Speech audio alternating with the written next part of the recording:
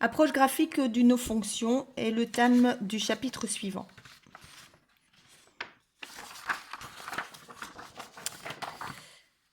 Première activité.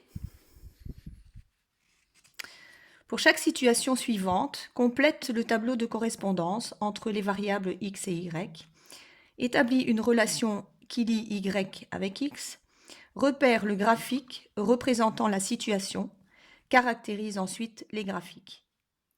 Donc après chaque tableau, nous allons regarder quel est le graphique qui y correspond. La situation du piéton. Paul marche à la vitesse constante de 5 km par heure.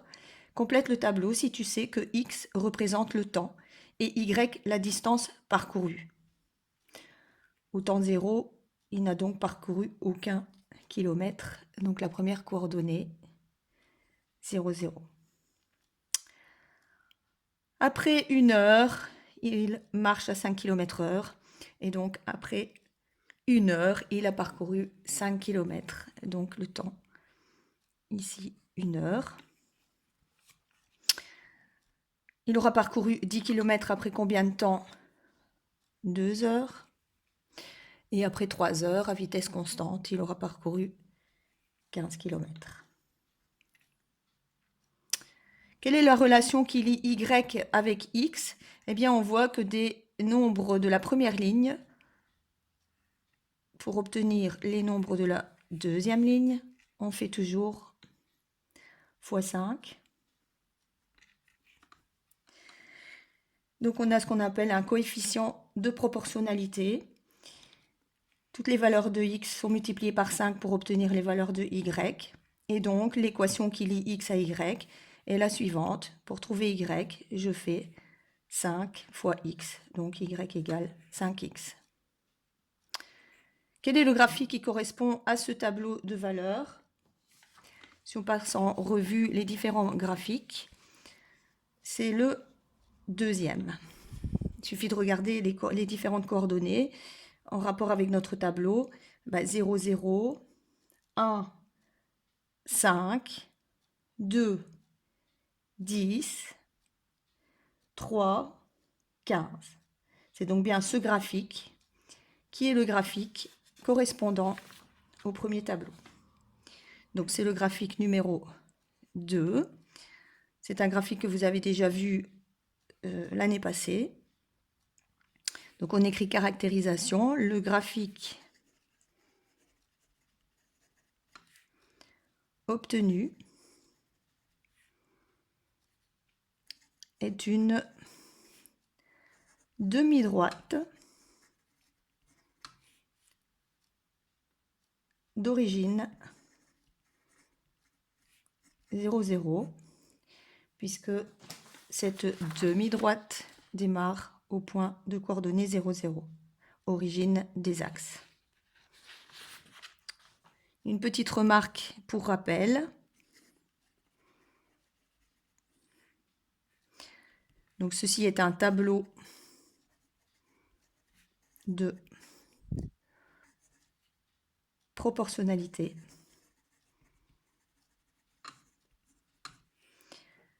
Le coefficient de proportionnalité, vous l'aviez appelé K égale 5, parce que vous multipliez par 5 les valeurs de x pour obtenir les valeurs de y. Cette valeur est constante. On peut aussi voir que lorsque x double, par exemple ici, si x double, y double, et donc ça prouve aussi que c'est un tableau de proportionnalité. Deuxième situation. À chaque nombre, j'associe le quart de son carré. Quel est le nombre qui est associé au nombre suivant? J'associe le quart de son carré. Donc on va d'abord calculer le carré de x et puis diviser le résultat par 4. Moins 6 au carré. Moins 6 fois moins 6, 36. Divisé par 4, 9. Moins 4 au carré, 16, divisé par 4, 4. Moins 2 au carré, 4, divisé par 4, 1. 0 au carré, 0, divisé par 4, 0. 2 au carré, 4, divisé par 4, 1. 4 au carré, 16, divisé par 4, 4. 6 au carré, 36, divisé par 4, 9. Quelle est la relation qui lie y avec x? Donc, qu'est-ce que j'ai fait pour trouver y? J'ai pris le carré de x et j'ai divisé par 4. Donc, comment trouve-t-on y?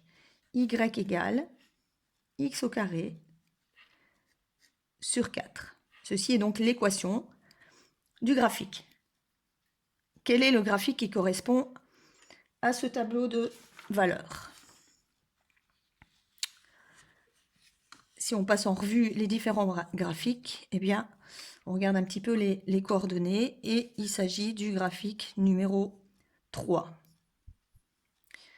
Regardons les valeurs.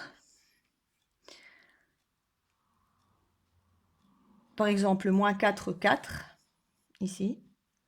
En abscisse, moins 4. En ordonnée, 4. J'ai aussi la coordonnée 4, 4.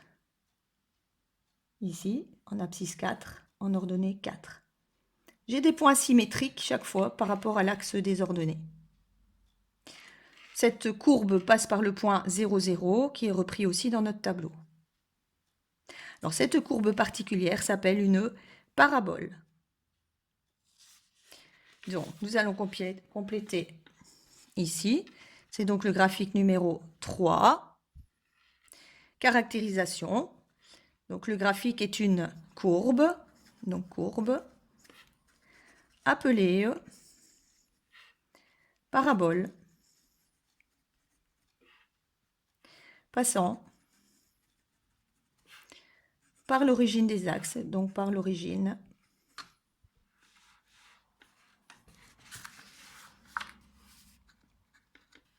zéro, zéro.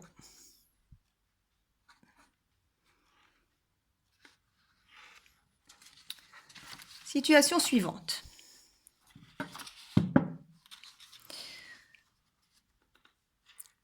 Un rectangle a une aire de 1 décimètre carré. Si l'une de ses dimensions vaut 20 cm, 10 cm ou 4 cm, que vaut l'autre dimension?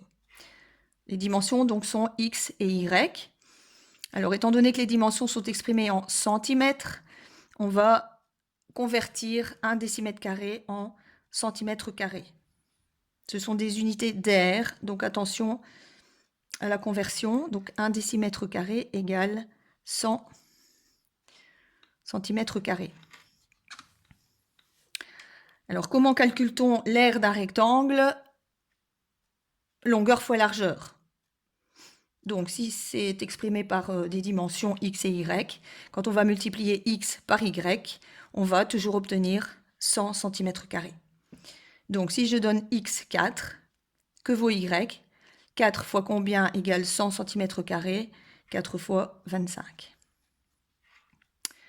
Si une des deux dimensions est de 5, quelle est l'autre dimension? Combien de fois 5 égale 100? 20. Si une des dimensions est 10, ben l'autre 10, parce que 10 fois 10 égale 100. Et enfin, je retrouve ici la même coordonnée que tout à l'heure. Donc, sachant que lorsque je multiplie x et y, 4 fois 25 pour obtenir 100, longueur fois largeur égale l'aire du rectangle. Comment vais-je exprimer y en fonction de x? Donc, si je sais que x fois y égale 100, comment va-t-on exprimer y? J'évacue le fois x, y égale 100 sur x. Donc, relation qui lie y avec x, y égale 100 sur x. Alors, est-ce que x peut valoir n'importe quel nombre? Eh bien, si vous vous rappelez ce dont on a déjà parlé, il faut émettre une condition d'existence. On ne peut jamais diviser par 0. Et donc la condition d'existence ici sera que cette équation est valable, sauf si x vaut 0. Et donc on écrit condition d'existence, x doit être différent de 0. Quel est le graphique qui correspond à ce tableau, à cette équation?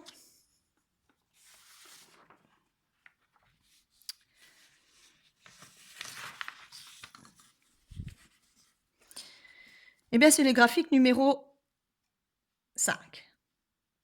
Effectivement, si vous regardez la courbe, elle tend à rejoindre l'axe des ordonnées et l'axe des abscisses, mais sans jamais le toucher. Alors, il y a une raison déjà dont on vient de parler. X ne peut pas valoir 0, et donc vous pouvez voir que 0, l'abscisse 0, n'a pas d'ordonnées, ou bien ça se passe à l'infini, on ne sait pas trop. Donc ici, 0 n'a pas d'image. Est-ce qu'on peut retrouver nos différentes valeurs? Par exemple, ici, on a la valeur 10, 10.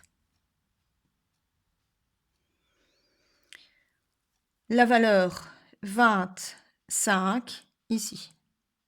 Si vous regardez au niveau de l'échelle, ça correspond bien ici. Donc, on est à la moitié d'un carreau. Et donc, le point de coordonnée 25 se trouve là. Et donc, on peut compléter qu'il s'agit du graphique numéro 5. Donc, caractérisation, comment appelle-t-on cette courbe? C'est une courbe appelée demi-hyperbole. On appelle même ça une branche d'hyperbole.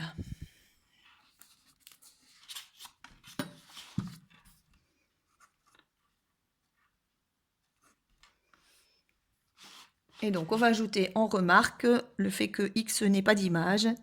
Donc, remarque.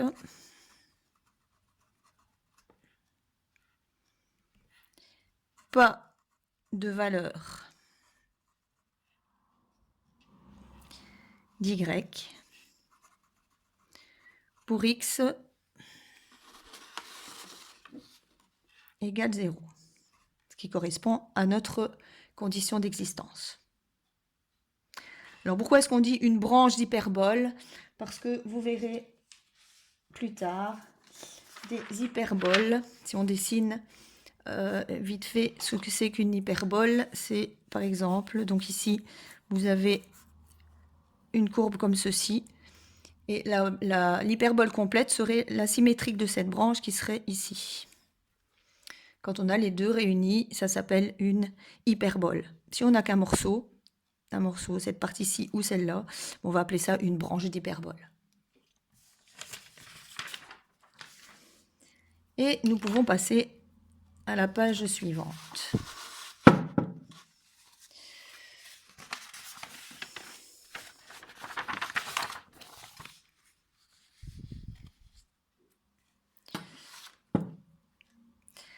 La température intérieure d'un congélateur est de moins 18 degrés Celsius. Quelle est sa température après 1 jour, 2 jours, 10 jours? Si votre matériel n'est pas obsolète, si la conservation se fait dans les conditions normales, cette température de moins 18 degrés doit être constante. Et donc, quel que soit le nombre de jours qui s'écoulent, votre température doit toujours être à moins 18, sinon il y aura un problème au niveau de la conservation des aliments. Et donc, quelle que soit la valeur de x, y sera toujours égal à moins 18.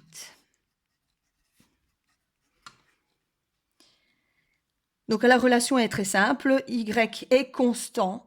La valeur de y est constante. Et donc, on va écrire y égale moins 18.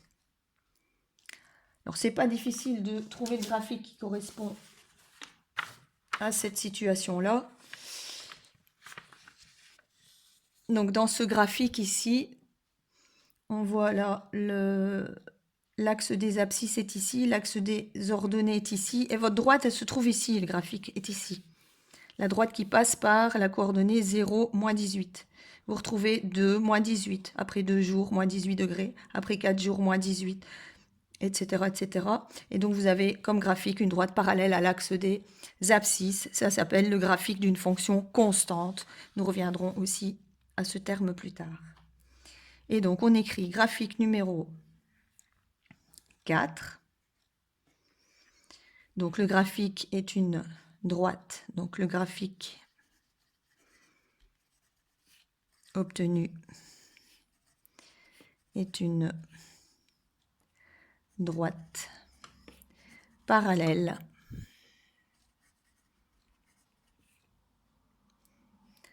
à l'axe des X, donc qui est l'axe des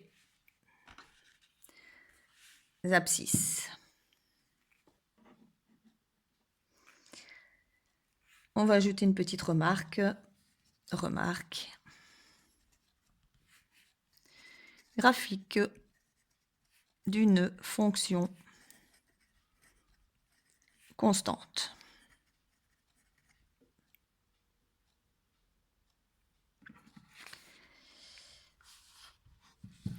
Situation suivante. La somme des carrés de deux nombres égale 25. Complète le tableau suivant.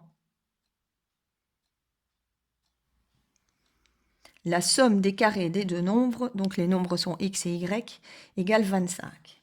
Si on prend un petit brouillon, donc ça veut dire que la somme des carrés de x et de y va faire 25.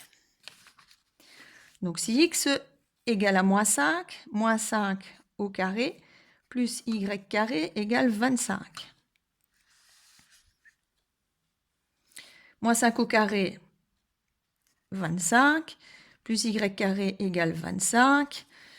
Donc, qu'est-ce qui se passe ici? Y carré égale 25 moins 25, y carré égale 0. Et donc, quelle est la valeur de y? Quel est le nombre qui au carré donne 0? 0. 0 au carré égale 0. Donc, je peux compléter le tableau. Moins 5, 0. Si x vaut moins 4,